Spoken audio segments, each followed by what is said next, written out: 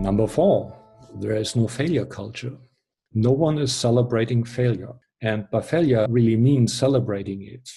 The problem is if you're not celebrating failure as an integral part of the learning process, if failure has not just a negative connotation, but probably a negative influence on your future career in that organization, everyone will be playing safe. Why would you risk something that might result in failure if the organization is not appreciative of your effort and is not willing to understand the learning that you made and is willing to pay for that learning, by the way, in the end too? This whole concept where failure is not an option. We don't want to fail forward. We don't want to learn by failure. Leads to this typical short-termism. Quarterly results are more important than innovation in the end. It leads to incrementalism, step by step, slowly, very balanced, risk mitigated, which has the effect that, for example, a traditional organization would never have come up with the idea to create Twitter because no one was asking for Twitter. No one had an idea what Twitter actually is. They stumbled upon that by accident.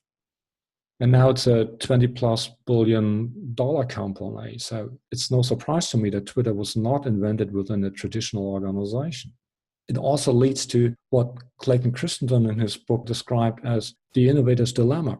You're not willing to sacrifice your cash cow in order to become more innovative and figure things out for the future. You're not willing to cannibalize your existing business models to probably position yourself better in the increasing competition 5 years from now. Think Blockbuster and Netflix.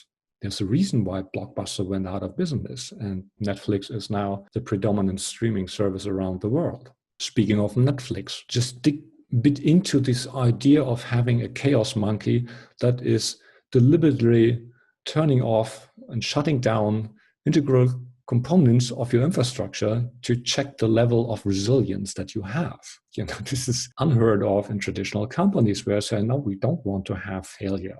We're not planning to test this, right? By the way, Chaos Monkey people now provide this as a service to everyone. So resilience is the goal and failure is an option. Six Sigma is great for cars, but not necessarily for software. And we're still talking about software here. So not having a failure culture is massively impeding any form of agile transition.